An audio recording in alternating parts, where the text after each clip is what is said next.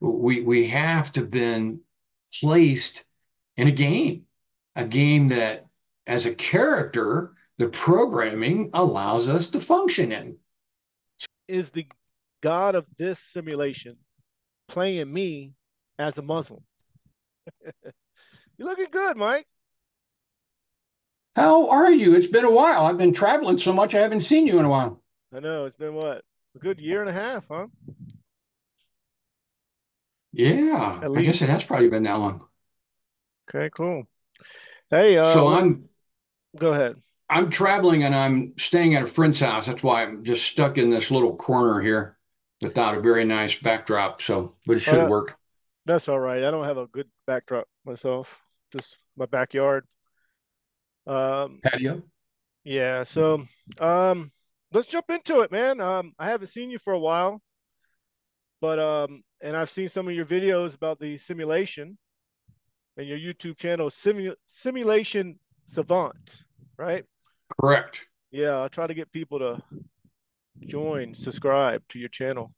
Is that the only Yes, we place can't you're do on? this alone. What's that? Is that the only place you're on? Facebook, maybe, I or have a I have a travel channel called What a Country, WUTA Country, okay, that I've just play with a little bit. I'm not very serious about that one, but I try to just uh, kind of share this journey, what people call slow travel, okay, and do videos of places we've visited and that sort of thing. So it's kind of just fun. okay, okay. I'll get that link from you and put it in the description. Oh, beautiful. Yeah, I have a fair amount of subscribers, and they're growing slowly. Good. Yeah, so some are toxic and some are not. I Right. mean, that's just YouTube. I don't It's know if, YouTube. yeah, the ones who are silent are probably the non-toxic ones. But Right. so it's slowly Yeah. growing, and as you know, my channel is really centered around Islam, which Right. about me and all. But so yeah, let's go ahead and jump into it. But first, introduce yourself, your background, and why you got to this spot with the simulation, because this is new to me. I know nothing about the simulation, and I saw your video pop up, and I was like, man, that's Mike, and this is a new Mike that I'm not aware of. I do know you think outside the box, so it's not a surprise to me at all, but it is something new for you too, right? Oh yeah. Yeah, Okay. this is new. This is about out of the box as you get, right? Yeah. Um, well, quick background on me. I'm a lawyer. I was a professor for years. I ran a criminal justice program. I've always been interested in quantum physics, and I started only the second neuroscience in the law class in the nation, which is looking at changes in brain understanding, changes in quantum physics, changes in consciousness theory, and how that affects the law. And that's actually a huge area now. These classes are virtually at every college. And there's hundreds of articles written on this every year. So, and then on my personal side, I had a personal journey, a very odd one for someone with my background, as I became an energy healer and I got involved in past life regression. And so journeyed into the new age area, the woo woo area. I did weekly lectures on meditations and all those sorts of things for probably 15 years. And so I've always been interested in the odd, as you said. I love the alien questions. And so several years ago, the simulation hypothesis popped up.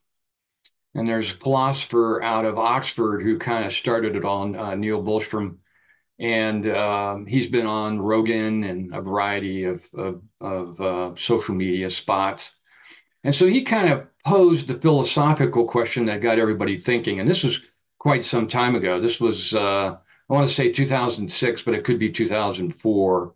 But then a lot of scientists started looking at this very closely because in this same period, we began to gather a lot of data, primarily out of the double slit experiment and the experiments that confirm that the observer actually alters physical reality. And so the notion that there has to be an observer in order for reality to be created is actually not a wild idea at all. It's actually mainstream quantum physics. And out of that, a whole bunch of people, including high profile people like Elon Musk, posed the argument that if you have to have an observer, then you got to have a creator. And and then also it flows from the notion that if we can be this technically advanced right now, surely another civilization could be this technically advanced or more easily.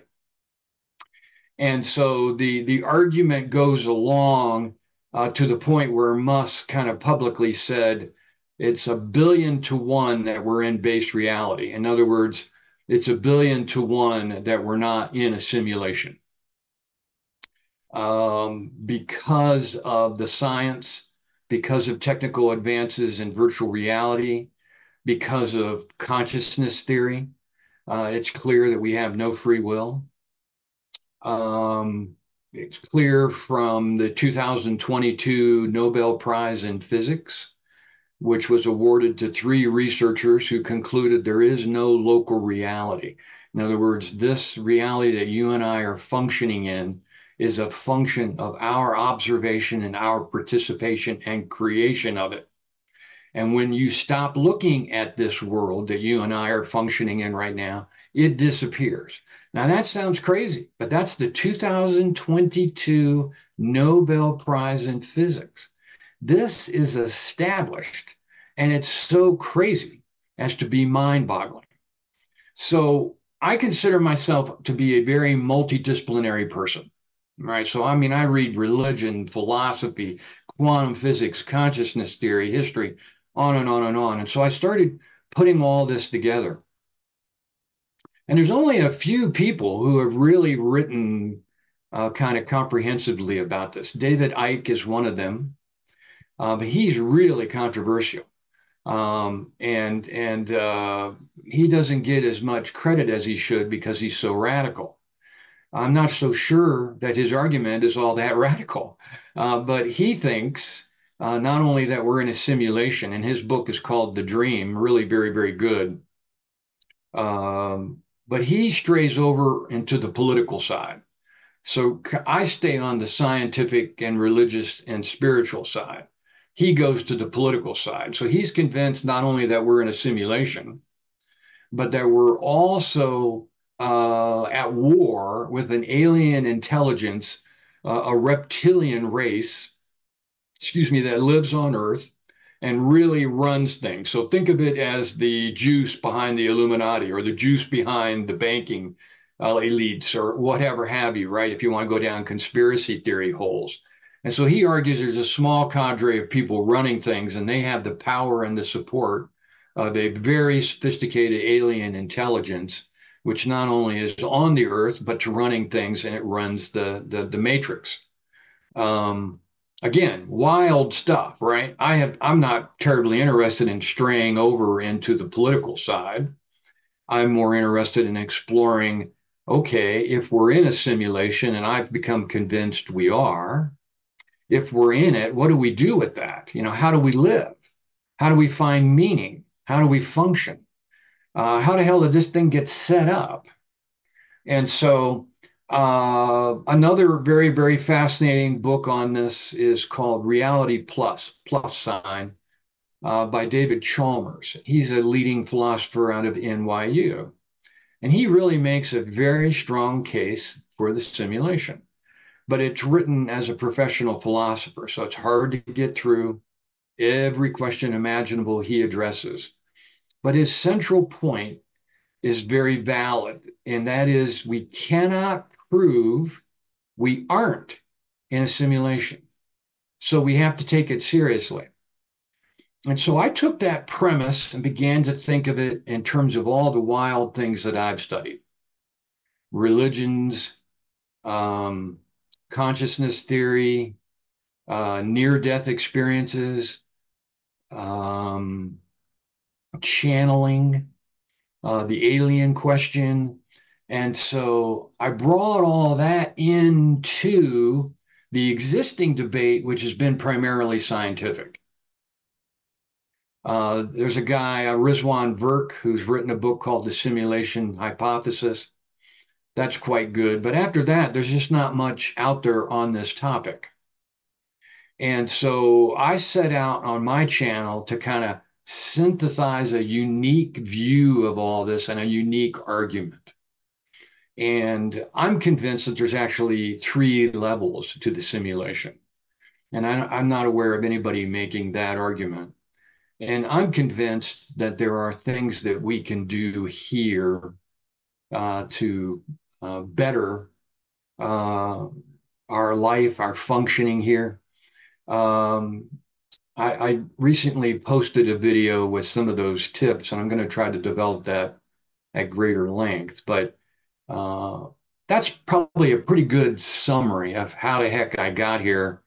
And I can tell you it's a rough road to get to the simulation hypothesis because it requires you throwing out almost everything you believe today.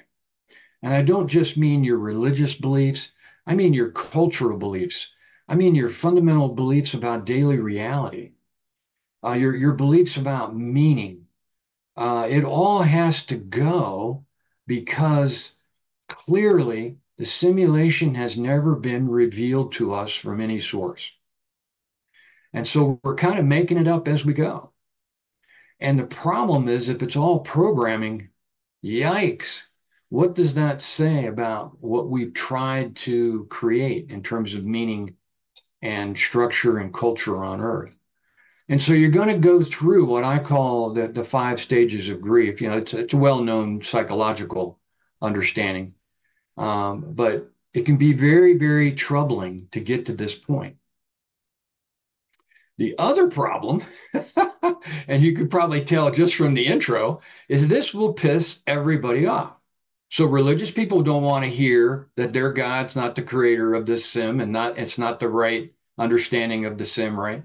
In fact, there's no religion that's revealed the sim to us per se. Um, the New Agers are going to be pissed at me because the argument is this is all programming. There's not meaning here. This life is not animated by love. The simulation hypothesis can't find any place where love seems to be running the world. And all I think you have to do is watch the daily news to understand that God has either checked out or never checked in.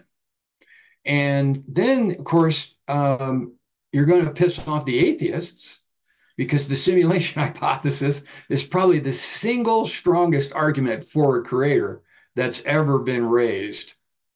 And so everybody, and then people who are just trying to survive and live their everyday life, and if they find out about this or investigate it, then they realize that that they're maybe just a minion, and that's going to piss you off, right? So starting a channel like this means that I make every constituency out there angry, not on purpose, just trying to share my own investigation. But these are strange spots to end up, right? Because once I think you buy into the simulation, and at least this is true for me, you begin to see everything differently. Now, one last quick thing. The only person that I think has gotten close to giving us an idea of how this works is Guy Stephen Needler. He has channeled God. I know that sounds nuts. He's been doing this for a long time. He's an engineer out of England. He's a very thorough, careful, calculated, rational guy. Really tries hard to make sure that he's not downloading any of his own beliefs. And he has downloaded an explanation of how all this was created and how all this works that is so scientifically detailed. I don't think he could have made it up. And it explains the simulation, even though when he's talking to God, God never says it's a simulation. Needler never uses the word simulation. But when I work through his works, and he's got probably a dozen books or more, I realized he was in a very detailed way, describing the simulation. And I think Donald Huffman, who is um, a professor at the University of California, he's also doing a very careful explanation of the simulation as well without knowing it. He doesn't call it a simulation. He simply argues that evolution has gotten us to the point where we only see what we need to see to live. So think of it as the word icon on your computer. You click on that and you load Word. All you needed to see was the icon. You didn't need to see the X's and O's and the ones and zeros and the data and the programming and the electronics and the chip and blah, blah, blah. And in fact, if you saw that, that would be so complicated and detailed that you wouldn't see the icon and wouldn't be able to click on it and use it. So he argues that's what physical reality is, literally a very ultra simple icon that allows us to function in this reality. And he's been making this argument long before the 2022 Nobel Prize was awarded, but he was promoting that work of these scientists who showed that the reality is actually created by the observer. And so he's argued, and I've added him into this structure of understanding all this. He argues we have no clue of what's on the other side of the icon, but it's not real. And this isn't real. And so these are really provocative, intelligent, interesting people making these arguments.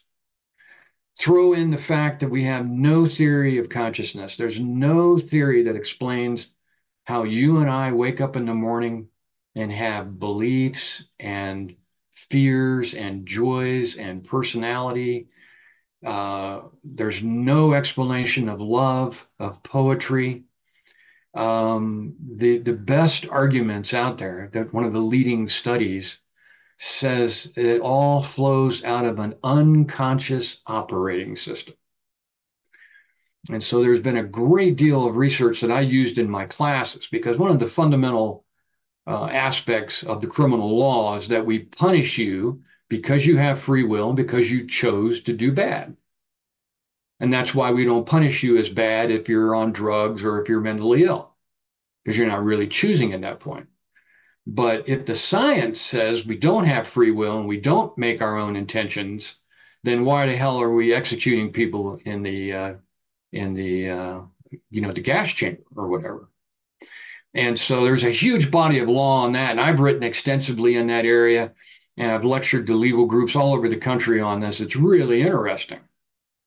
But if you take that, the idea that we don't have free will and that we have no explanation on how consciousness occurs, we can measure it, right? The brain seems to light up. If we had a measurement, a brain scan on your or my head right now, we'd see activity. But the problem is, how does neurotransmitters and hormones and electricity generate words and thought and love and feeling and personality and memory? And we have no clue. Don't believe anybody. You'll see in the popular press, there's 100 different theories on consciousness. And you'll see them in the popular press and you'll see people make arguments.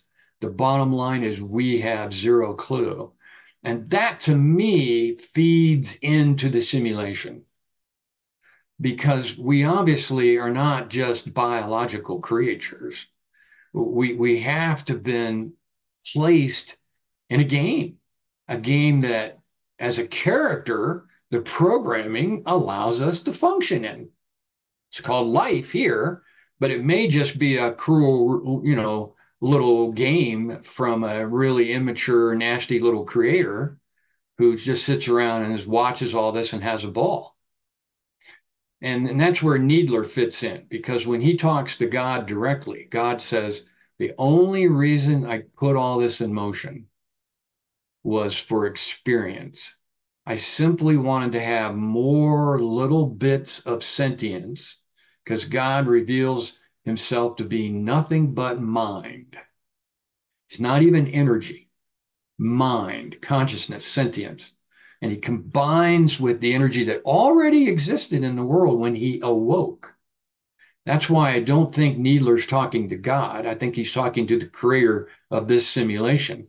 But I believe there's another level to the simulation on the other side of that that no one's ever reached. But this quote unquote God says that when I awoke and I attempted to figure everything out, the universe was too vast, even for infinite mind. And so I've created little sparks of sentience, called them human beings, dropped them into a variety of environments. And there are 12. The Earth and these galaxies in the universe is just one of them. And this is the one where there's physicality. Most of the others are energetic. But the goal was to simply tap into our connection to that infinite mind, and he gets every single thought, experience, feeling, etc., all downloaded into this massive mind. Sounds an awful like a lot like a mainframe, right? Or a host or a cloud computer. And that's part of the problem here. All the computer lingo and the virtual reality lingo and the gaming lingo and the programming lingo all fits perfectly with the simulation. And so there in a nutshell, I think you have the simulation argument, and it blows up everything. I hope you're blown up now. Yeah, yeah. I no, I followed. I seen some of your videos. I have a few questions, and this Sure. um just as a layman's question. So there is a creator Yeah, of I some mean, sort, not a creator like God, but there is a creator of the simulation. there seems to have to be, right? Logically, because games aren't created by accident. We have no instance of a video game that evolved by accident overnight while somebody left their computer on. So it appears that this has to have been made and structured. And then the fact that we fit in it so perfectly suggests that we are actually designed and programmed as characters that can function in this environment. In fact, we function so well that it appears to be real. Right. So are we real? Yeah, now that's virtually 50% of David Chalmers' book, right? And he makes the argument, and I think he's in the minority, but he makes the argument that virtual realities can be just as real as biological ones or other ones, whatever they are, right? If we're in a video game, we have no clue what's outside of us. So this is all speculation. But he argues that this is real, that virtual realities and virtual characters are real, that we really feel things, we really experience things, that things really matter. But he's in the minority. Most of the scientists, I think, who argue for the sim basically believe it's just a video game and an artificial reality. But Chalmers really works hard to argue that virtual realities are real. I don't know that he accomplishes that, but he tries hard. And of course, he's a brilliant guy. So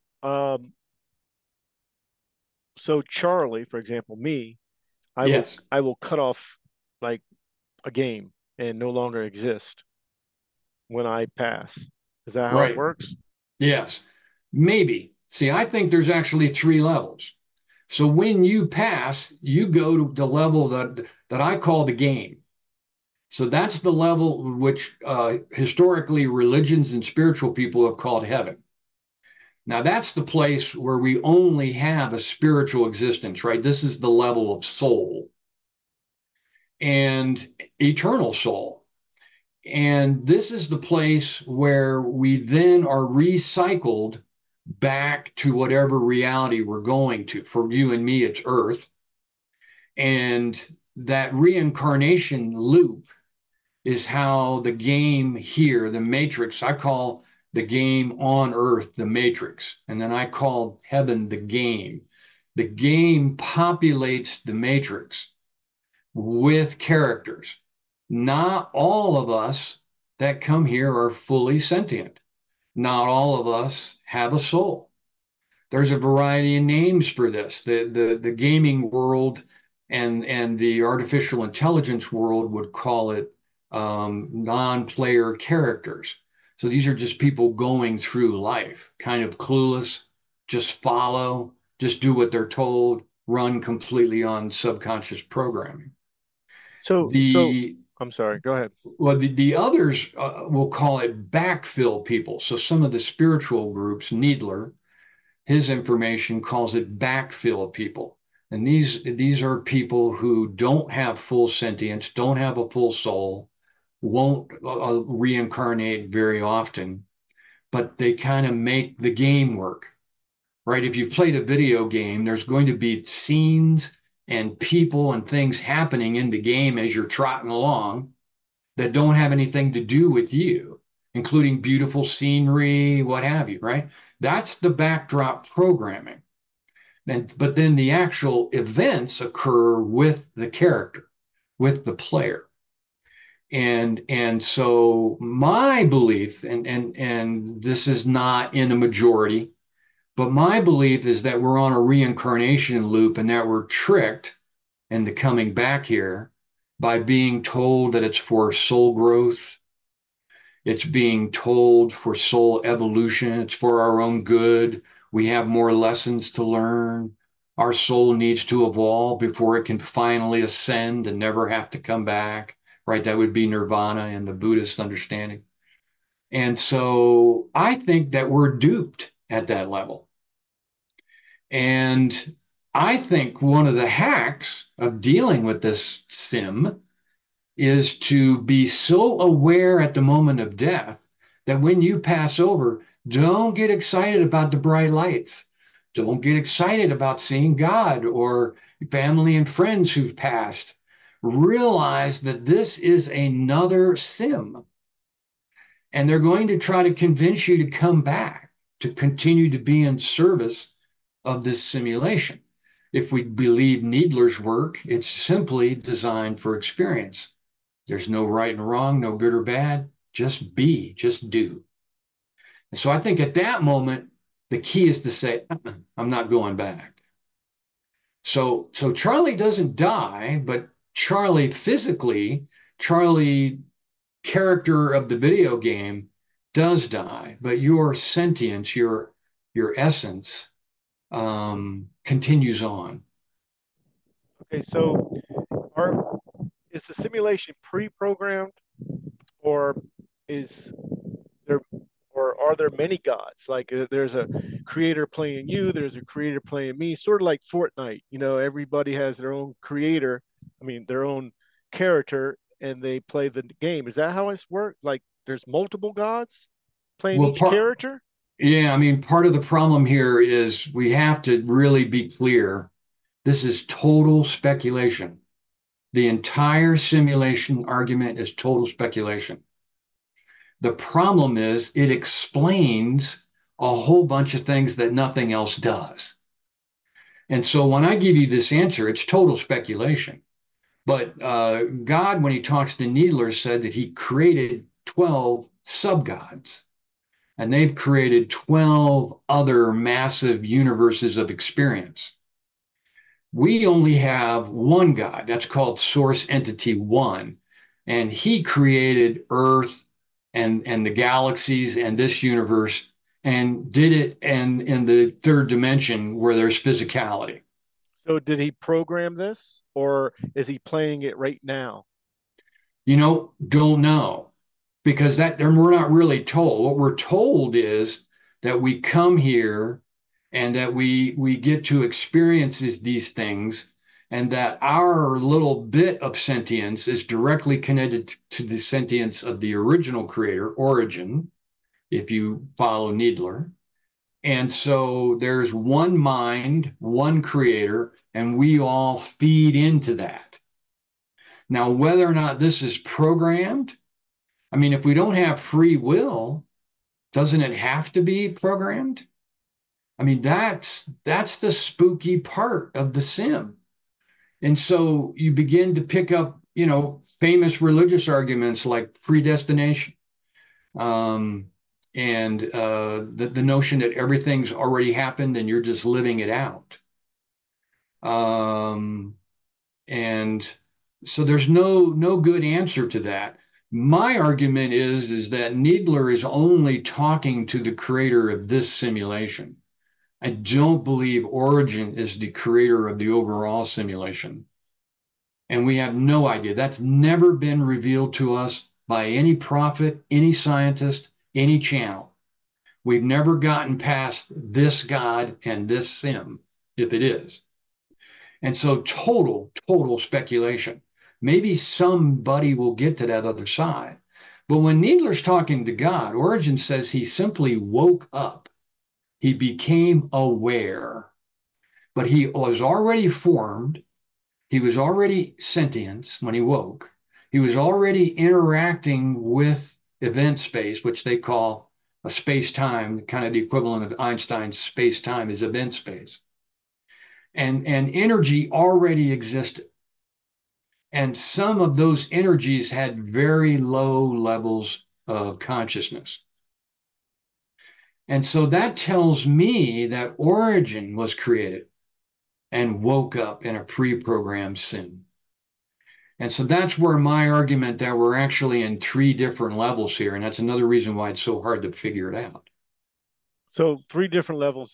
The Earth level is called what again? I I forgot. call it the matrix, but again, this Yeah. is just my No, I terminology. understand. And then Um, the game once you the die, game is at heaven level. and then what's beyond that? And then that would be origin. Origin. Hang on, my phone's ringing. That would So just is be origin origin the level, the original creator. so is that capital R reality? Is that really where everything exists ultimately? Yeah, I mean, that's the only place that we have anything other than speculation. Needler could be a drug addict and hallucinating and simply wanting attention and writing phony books. I don't think so. I've devoted a great deal of time to understanding him and his arguments, but he could be crazy and he could be sharing something that just doesn't exist. And if you take Needler away, we've got damn near nothing. We have some near death experiences, but they're typically interacting at the level of what I call the planning room, where they talk to you about what your goal here is in coming back, interaction with family members, learning, evolving your soul, doing all the different things that we've been told so special, about us on the spiritual new age side. Love animates the universe. And but if we take away Needler, we have zero. So Needler could be total speculation. I've been drawn to Needler's work because we got nothing else. So what I'm trying to understand, because I have to relate it to my belief system, Right. and try to unravel that, escape that for a second to understand it. So when I die, I go to the game, and then I exist as Charlie. But you were saying I don't. Like, would I be one of those people to tell somebody else who died to go back? Does individual exist there, and so on? Yeah, maybe. I mean, near-death experience suggests it does. Right. Channeling pretty conclusively suggests that it does, right? But you wouldn't exist there at ego level. So you might remember that you were once Charlie, but you might remember that you were Dan and Barbara, and a whole bunch of other things, right? It's likely you've been here many, many times if we trust all the other information that we have. And so when you go back, you're not Charlie because that's something that's been formed here at ego level. So, You but would I, go I, back I to your essence. but I came from there, You came from there and you and but chose to be Charlie. so does anybody enter into the origin, the third level, or is that just where the gods exist? Not that we're aware of, right? Origin seems to be a sole player who's then created 12 sources. And then those 12 sources were empowered by Origin to create whatever they wanted, as long as it fed maximal experience back to the mind of Origin. This is very similar to Science of God, right? I mean, and a lot of the New Thought movement, Christian movement in the late 1800s, early 1900s, religious science. These folks all came to the conclusion that God was mind, and they did this really before any sophisticated development of consciousness theory, because that came later after World War II. And they came up with the notion that God really, in essence, is mind, and that we are all participating at the level of mind. Right. And that seems to be probably the best vision of how all this works that I've been able to find. Okay, so we have about 5 more minutes. I don't want to get cut off while you're in the middle of talking. So there's 11 other simulations going on at the same Correct. time right now. Correct. Um, are those in this uh, galaxy, or are they in different dimensions, or where are they at? So they're 100% separate, according to what Needler has told us. Now, in Needler's books, he's been able to go and talk to each one of those cats and get some sense of what those realities look like.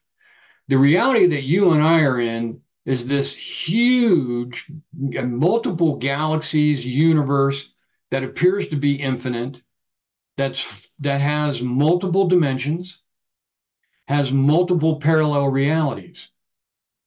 And that one, we actually, there can be up to 144 Charlies at any given moment in these various dimensions and frequency levels of this source one environment. And so we would call that the sim. This is the larger sim, right, that we're involved in if this is all accurate.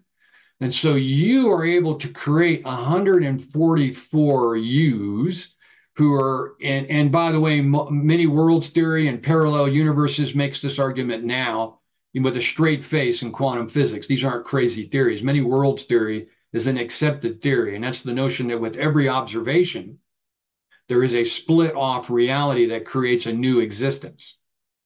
Now, what Needler's telling us is that only goes up to 144 people. And so there may be many, many more event spaces to populate that, but there could be right now 144 Charlies, and they're experiencing everything at this exact same time. There is no time. Right. Sounds sort of like quantum physics and so on, so forth. Absolutely. It Um, confirms quantum physics to a T. yeah. I have one question, and then you can finish it off so we don't run out of time and just clicks off. Um, has this given you some sort of peace? And then just do some closing and then call it. No, no peace in the sim. I'm getting ready to do a video soon on how do you find meaning here, and I So think it's you very, have very no peace difficult. from learning this, and No, because if this is true, the world is much worse than we ever imagined. At least before we could cling to our own religious notions, at least before we could cling to the New Age notion that love animates the universe. Many religions teach that love animates the universe. It's just that there's no evidence for that. But at least we had that belief. At least we had this idea that there were some folks on the other side, call it angels, God, guardian angels, whatever lingo you want. But we had the notion that we had help. And in the sim, it appears that we are a plaything. And that's pretty disturbing. yeah.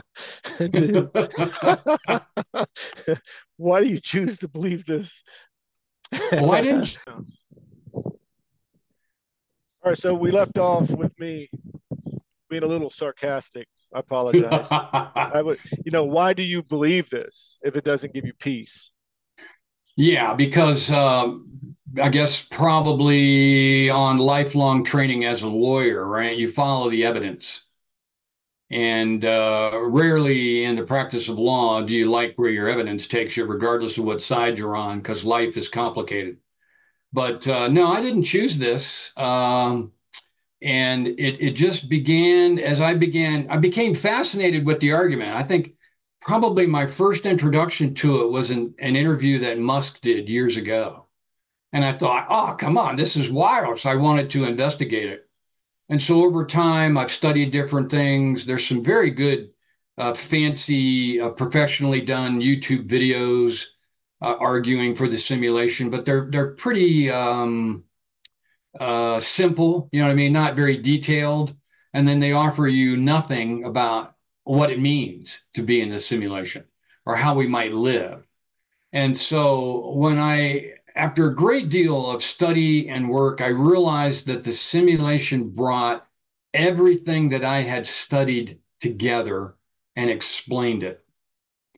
And I didn't like it. I don't like it now. There's no peace in this simulation, especially if you go the step that David Icke has gone to argue that at the matrix level, this is a very anti-human simulation,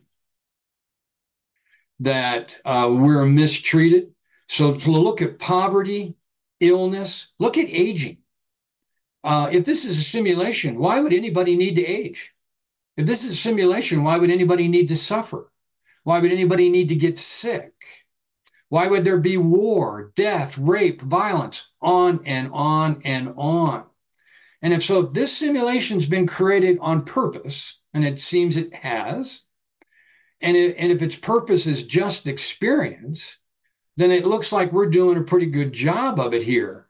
But it's not nice. It's not kind. It's not loving. I mean, look around the world right now.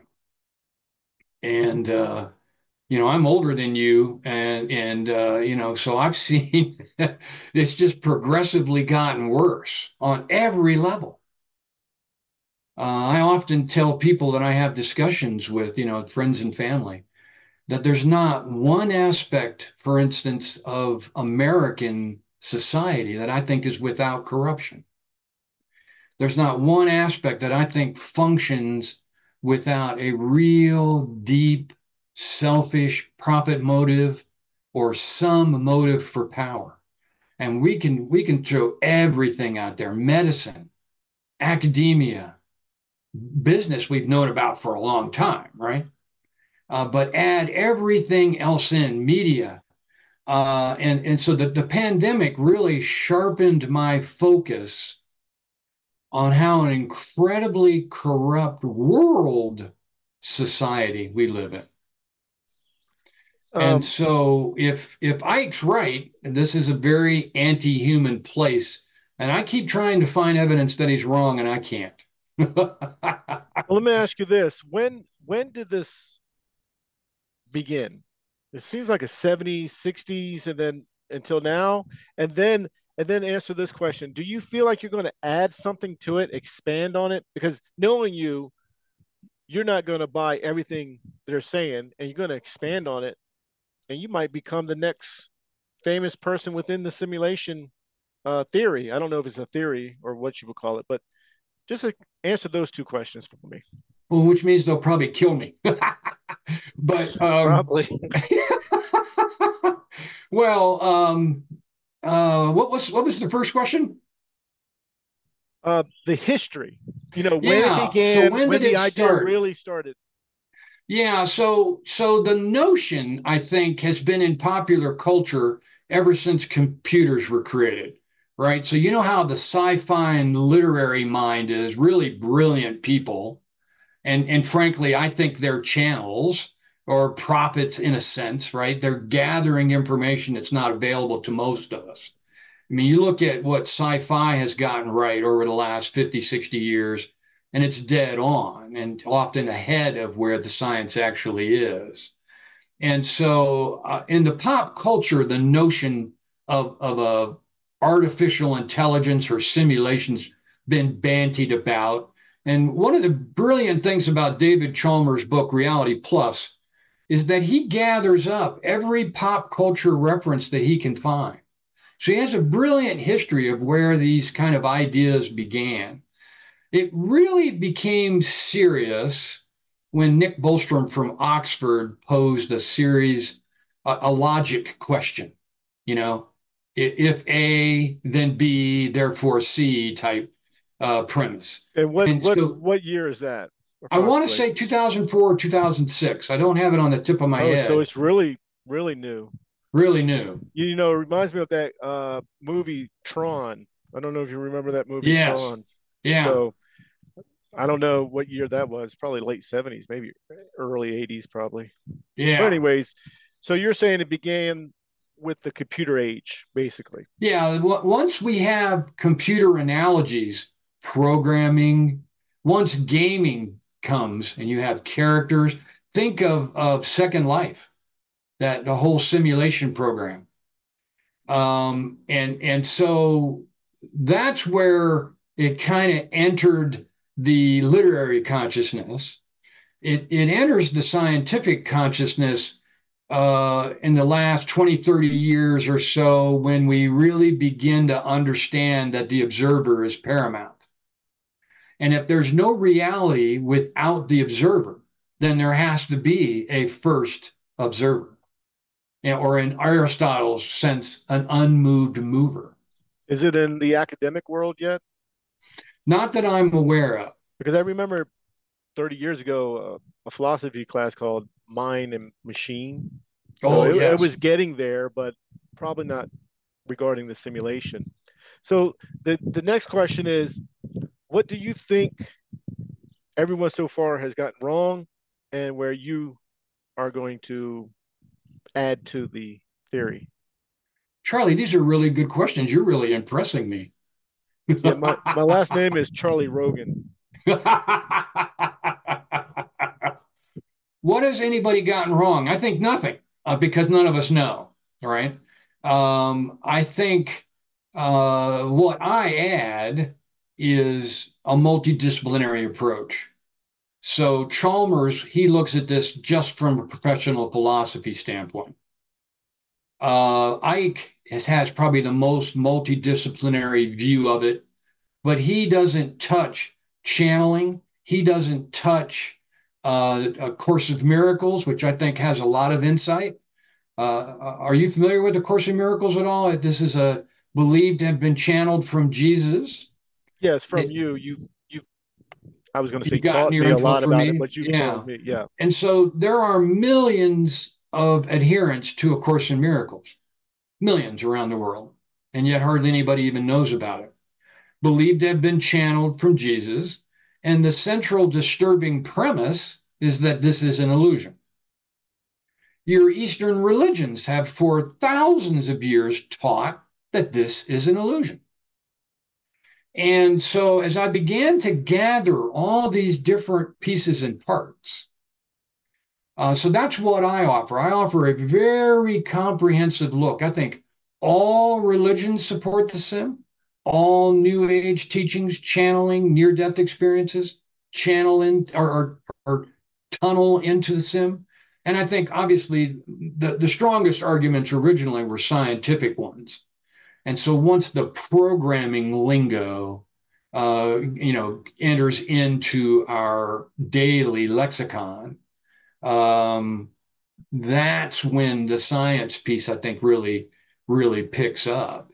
But the observer effect, the lack of consciousness theory, and then all the other kind of anecdotal experiences, I think, from near death experiences and channels and prophets, you pull all that in. And I think all of them all along have been talking about the simulation and either don't know it now or didn't know it then. So I have a question in regards to you're saying there's one God, he created 12 separate gods. For our God, for lack of a better word, I guess, the creator of our simulation, does that creator have a purpose for us? I know we don't have a personal purpose, but does that creator have a purpose for us? Why is it creating this simulation? And what's the goal? What's the objective? I don't understand this. The only person that I believe has any legitimate information about that question is Needler. And he's told that the entire simulation was created simply for experience. David Icke uses a word from some other esoteric sources. He calls it loosh or emotion. And so, but they're basically saying the same thing. But Origin empowers these 12 gods to create anything they want, provided it maximizes the amount of experience, emotion, thought back into the mind of Origin. And so our sole purpose is to experience. And if Ike's right, the harsher our experience here, the more suffering, the more powerful that energetic message would be going back to the mind of God. And since there's no good and bad and there's no judgment, um, it's just maximal energy. And so our suffering seems to serve the sole purpose of providing secondhand experience to a creator who doesn't seem very loving. Right? I mean, and again, I'm not saying this is correct. I'm a pretty rational guy. I'm not on any meds right now. And I've thought through all of this for years. But this is a very, very troubling conclusion to reach because there just doesn't seem to be any evidence that there's much purpose here. So it's for the God, the original God, capital G God. Right, right, So origin. yeah, so are the 12 gods a simulation or are they real? I think origin's a simulation. Wow. I think origin's been created, but clearly our simulation seems to begin with origin. He creates the 12 source gods. And so, yes, in my opinion, this is all simulation. Now, they don't tell Needler that, and Needler doesn't call it that. That's my interpretation of the data. So the originator of this was created, That's what I think. but how is that possible? Um, let's talk about God. How is that possible, right? It leads us back to the greatest question of all of life, right? And no one's ever answered it. And that's why we have what, 100,000 religions on earth? I haven't seen the latest count. I know there's 50,000 different Christian sects. So there's got to be 100,000 different religions on the planet, all claiming to understand the how and why of God, right? And part of the problem is they can't all be right. And since there's so many, I would argue logically they're all wrong. And so this so-called loving God has never accurately and fully revealed themselves to us. And I don't like that. But I'm assuming the God of this simulation is creating all that for some reason. Right. So Right. And that's the $1 million question, right? Why? No one has that answer other than this idea that we're all bits of the mind of God and our experiences, thoughts, feelings all funnel back to one central mind, which is really the essence of reality. do you All the plan rest is made up. do you plan on writing about this? Maybe a book or because I know you're a writer. You can I easily don't do it. know. I mean that's a great that's a great argument. I haven't thought about that. I've been trying to get some novels done. I finished one novel and I'm trying to get it published. So I'd rather do this in novel form. That might be kind of fun. I think you'd reach a lot more people. I don't think anybody is selling very many books on the simulation. You know what I mean? This is a pretty esoteric little corner.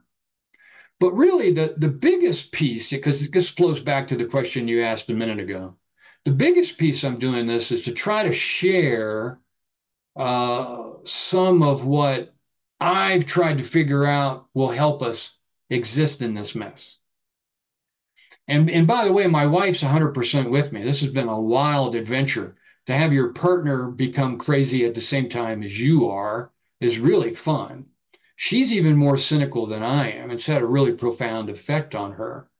But what we realized is that we didn't not just come out and tell people we're in a simulation and go, ha, ha, ha, because I'm not a graphics expert. I'm not a programmer, so I'm not doing fancy videos. I've just got my head on a screen and hopefully I'm sharing something valuable. Now, there's people out there with beautiful graphics, arguing for the simulation. But what I think we're doing that's different is we're going to try to give you some tips to survive, to manage this. Yeah, well, And that's the your latest goal, video is about that. yes. And so that's the start. My plan is to take those. I think I had 12. I'm sure there's 100 more, but take those 12 and do entire videos on each one of them to really give people some hope, right? But again, we're still speculating. We're still trying to function within this game when we have no idea what the game is, who created it, or why. Yeah, you have me thinking. Uh, One, you can't call it the game because that's the next life. Right, Yeah, right. but you have me thinking: is the God of this simulation playing me as a Muslim and playing my neighbor as a Christian? And I understand it's not real, but what's the problem with that? There's not a problem with that, is it, in regards to this theory?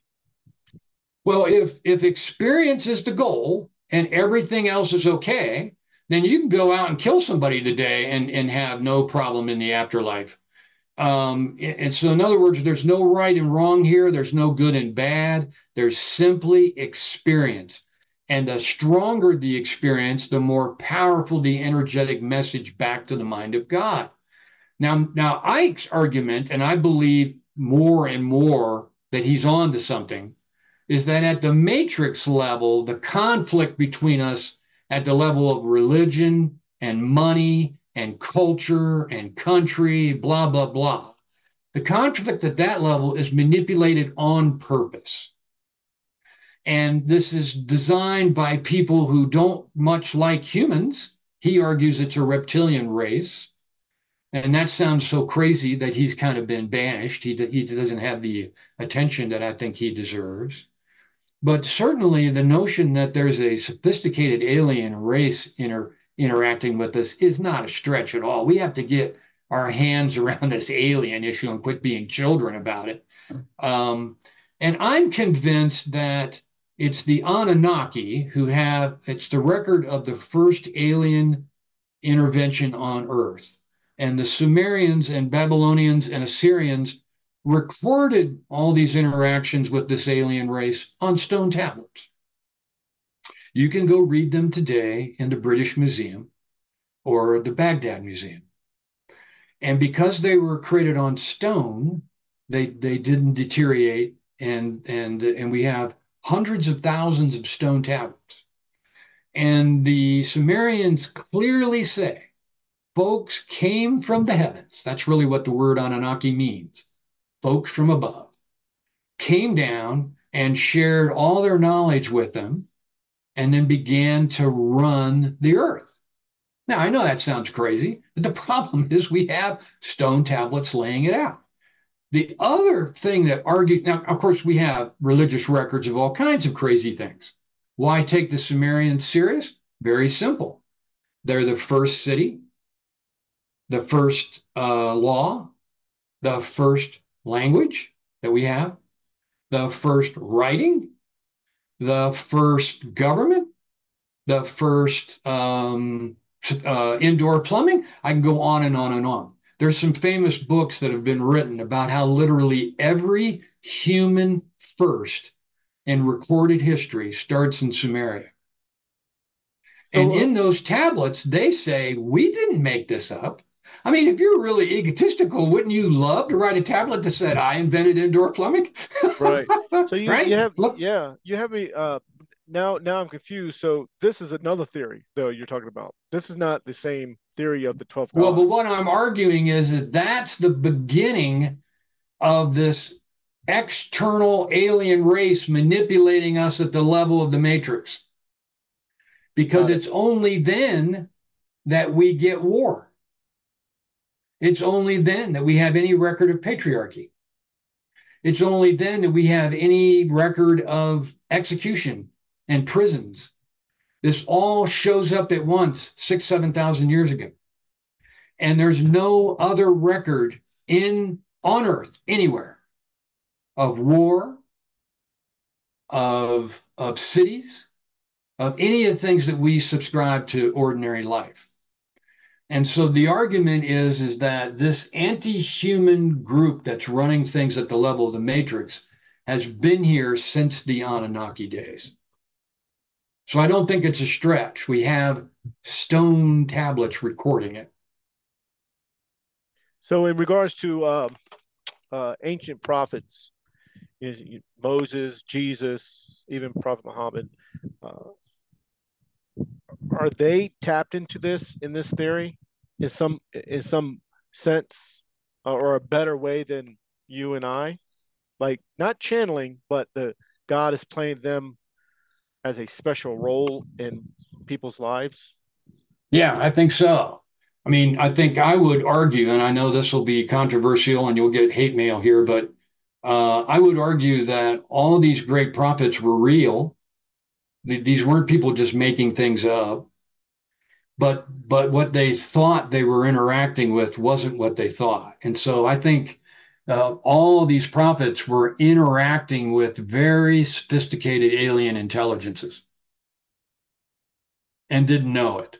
But And not they, so. But now you're okay. You've confused me now. So they're not. You're saying they're channeling aliens, correct? not In a way. channeling, I think they're actually talking to them. Okay, talking to them. But so this is not in regards to the god of this simulation anymore. You're talking about something separate now, correct? No, I'm talking about the bad guys that operate within the simulation and run the matrix. Oh, so the aliens are part of the simulation. They are. Correct. Oh, They're so. not the creators of it. Oh, okay. Okay, Not I the ones understand. at matrix level. Now Nick Bostrom, the philosopher from Oxford, argues that it's likely we are a simulation from a very sophisticated alien civilization far in the future. But what I'm arguing for is here within this simulation, the folks that are running the matrix have been around a while and they've been mistaken as gods. So they're not. So Um, the prophets are not tapping into the god of this simulation. I don't think so. They're playing within the simulation itself, thinking they're And tapping and into been a god. tricked. Yep. Oh yeah, trick. And on purpose, right? These are not nice people. Right. Yeah, I probably I just mean, lost about 200 subscribers, but that's okay. correct. I'll get That's some death okay. threats. But that's what I was saying earlier. No one will like this argument, right? This makes no one happy. Now the way to get subscribers on YouTube is to come out with something everybody likes and they'll sign Oh up and yeah, they'll yeah, buy yeah. coffee mugs. Right. Yeah. No No one's doubt. going to like this chat today, Charlie. No, it's a good thing. You need to talk about it. Absolutely. It's nothing wrong with talking about it. I mean, Oh, I I feel agree. like if I believed in the simulation, and I'm not there yet, but I'm being played by the God to be a Muslim, and I don't find anything wrong with that. And you were played, what, 40 years ago to be a Christian minister or whatever you were going into, but that's all to go back to the originator to have his or her or its experience. That's extremely interesting. Very selfish Yes, God, but very the selfish. oh, very. But again, I'm not sure we're actually talking to the creator of the sim at that level. I think we're talking to nefarious people that have penetrated our sim and are much more sophisticated than we are. And they've been manipulating us for thousands of years. Yeah, in some way, you could in Islam those would be jinn and so forth. Yes, Yeah, in some way, I don't know how to connect it. I just thought about it, but devil, devil, demons, demons. yeah, Yeah. interesting. I mean, I've been reading at some in the Old Testament here just the last couple of days. Because I'm looking at some of the antecedents of law. So some of the earliest law we have is from Sumeria, from the Assyrians in that area, the Hammurabi Code and some other codes from that era. And these early laws are so nasty. And the God of the Old Testament is so nasty, kills so many people, has, specifically recommends punishments that we would think today are sick. And the Gnostics, the earliest Christians after Jesus' death, the Gnostics concluded that that could not be, the God of the Old Testament could not be the God that sent Jesus. So the Gnostics came up with a dual God apparatus, and the bad guys, the demiurge. And so they argued that Yahweh, or the God of the Old Testament, was a fake God and hated humanity. And the first Bible was created by the Gnostics, and they had none of the Old Testament in it. Now, those guys were all wiped out. And once the Orthodox Christians obtained the approval of Rome and became the religion of Rome in the 4th century, the Gnostics were outlawed, killed, their churches were burned, all their books were burned, and as were all pagan religions. And a lot of people don't know the history of this, but it's awful. And so we lost all this information and this history of early Christianity. Luckily, some monks hid many of the Gnostic Gospels in some jars, clay jars, and we found them in Egypt in the 1940s. And so we have a lot of those documents that the Gnostics argued were just as revealed as the books that are now in the New Testament. But when Constantine became Christian, he said Rome is too great not to have a Bible. And so he commissioned the first Bible. And those guys who put it together specifically X'd out all of the Gnostic writings. So we had the Gospel of Mary, the Gospel of Judas, the Gospel of Truth, the Gospel of Thomas, on and on and on. All those were X'd out, even though those were common writings and teachings in the Christian community. So you got a very skewed, final version of Christianity. And the reason it became the final version is anything else was outlawed. In fact, Theodosius, the emperor of Rome in the late 300s, issued an edict demanding that all of these documents and churches be destroyed, and anybody found with a Gnostic or pagan document would be deemed mentally ill and executed. So that's the early history, right? And so the history of most religions, unfortunately, is so bound up with censorship, violence, exclusion of anybody else's understanding, the notion I'm the only right prophet, right? And I think this has all been on purpose to create maximal violence, disagreement, division among humans, because that increases the amount of experience and the intensity of the emotions. So how do you survive that? I mean, how do you get past that? I mean, you're telling me, but it's what the world is today, right? Yeah. I don't know how you get past it, right? I mean, there are ways of minimizing it. I think the first thing you can do is to stop making all this so real, right? It's a little bit of the Buddhist notion of the way of living, to not be attached to this world. Jesus kind of alludes to it when he says, be of this world, but not in this world, right? So, and the Course in Miracles talks about how this is all made up and it's a projection of your mind from your ego. And so stop imagining it's true.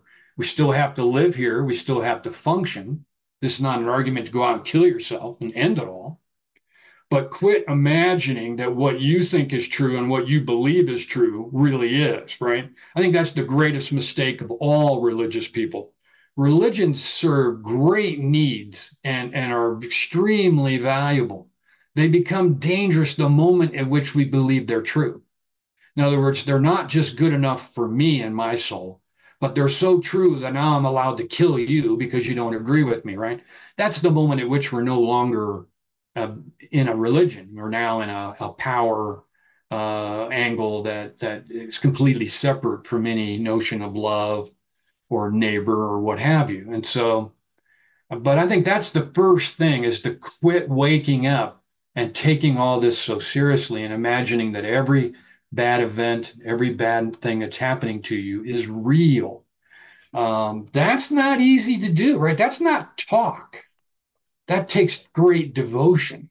Yeah, I mean, only thing I can relate it to is meditation, you Right, know. But right. I was going to ask you. Let's move to the concept of love because way earlier you mentioned love doesn't exist, is not real, Yeah, so if we're in but a it is real. I simulation, mean, because you definitely feel it, correct?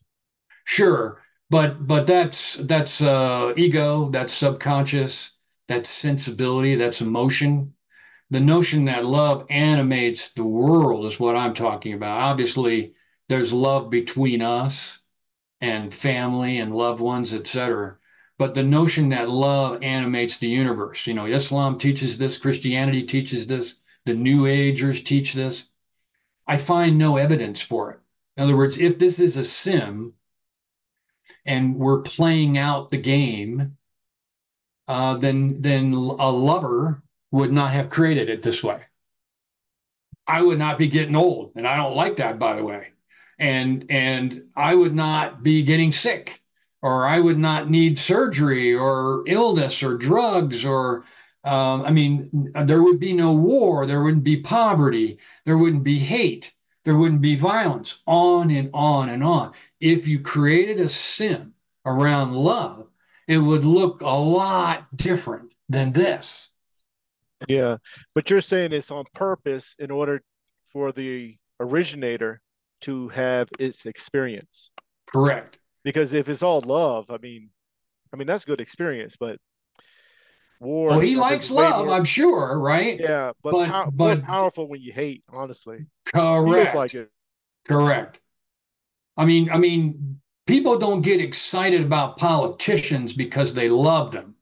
They get excited about politicians because they hate the other one. And same with patriotism or nationalism or being around your own religion or tribe or culture, right? I mean, the history of humanity after the Anunnakis show up and we get our first cities, our first developed civilizations. The history after that is non-stop war, non-stop. And I'm So talking not war like we do it now. War like we do it now is horrific. It's nothing like what the Romans did, the Greeks did. They came in and man, woman, and child was killed, and the place was burned to the ground. And and we're talking about horrific torture for fun. And often these tortures were set down by kings and queens as law. Braveheart, you remember that movie? He was drawn and quartered and then dragged through the street so he could be beaten. And then he had his head chopped off and he was put on a pole outside of Parliament or something. No, it was the London Bridge. That was what was written down as the law. That was the punishment. It wasn't that these folks kind of lost control, broke into the jail and lynched him and then felt bad the next day. They were all drunk. No, this was the punishment that sane, rational, calm people chose, right? And they loved to watch it. We love to watch the torture and the blood and the Colosseum. yeah, it's The, sort of like that right now with what's going on in the world. it 100%. I mean, you turn on the news, CNN, Fox, people love to watch it. Oh But I yeah. but I have a question in regards to the originator, the original God. You explained it, but I don't know if I grasped it. What is its reasoning for it to have the experiences that we are experiencing? Like, what is why? I don't understand. Yeah. I mean, all we have is what Needler was able to ask and get. Needler may be wrong. We may have no information, but this is the only info we have from someone who's claiming to be the originator of this, and it looks like it really is, right? I mean, a lot of people would say, well, my God, my religion teaches me the origin of the universe and teaches me what this is all for. The problem is there's no evidence for that, and it doesn't seem to fit our reality, which is why they call it faith, all right? So what is your take on why? Because Well, the originator is not even real itself based on your understanding or theory. yeah, maybe not, right? I mean, it may be that there's folks pulling the strings even behind Origin. But what Origin tells Needler is that he woke up and he began to investigate infinity and realized after billions of years he was never going to figure it out, never going to be able to reach it. It's that big, which sounds an awful lot like a simulation to me, right? The video game never ends. There's just another panel of programming pops up, right? And what are we seeing in the James Webb telescope, right? The further out we get, we go, oops, oh, look, there's a whole other screen of reality and galaxies. It looks an awful lot like there's a video game feeding this reality into it. But going back to Origin, Origin says, I can't figure it out on my own. And so I'm going to create 12 sub origins. He calls them source entities. And then their goal was to take little bits of their sentience, create us, send us into whatever experience it is. And since we're directly wired through source and source is directly wired back to origin, what we're actively doing is interacting at the level of mind, which, by the way, is what Course in Miracles says all that exists. So That experience is real. Experience is real experience is real at the level of mind, at mine. not at physical level. Right, right. But mine exists here in the matrix. It looks like it, right? It But feels we like don't it. know. I mean, David Chalmers would argue that your, what do you call it, avatar is real. But I don't see anybody else making that same argument. But if our experience is going back to the originator, then I don't know. Tricky. That's the level of energy. Okay. So we're connected at a level of mind. So imagine sentience can't be broken. And so you can take a little piece of it and give it to somebody else. And now I'm getting all of your emotion and all your thought. And so uh, that's what we're told. Again, um, I just believe it's the only source we have that even begins to resemble the simulation. Okay.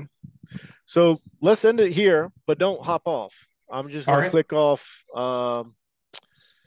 the recording. Well, Charlie, thanks very much. This has been fun. Yeah, it has been. I don't know where the recording. How about I just click out, then I'll click back in. All right. And all right. So thank you, Mike. Very Dr. welcome. Davis. You put your last name in there, so I just called you Dr. Davis, if that's okay. Hey, All right. good man. I'll All click back in. right. I'll wait. Okay.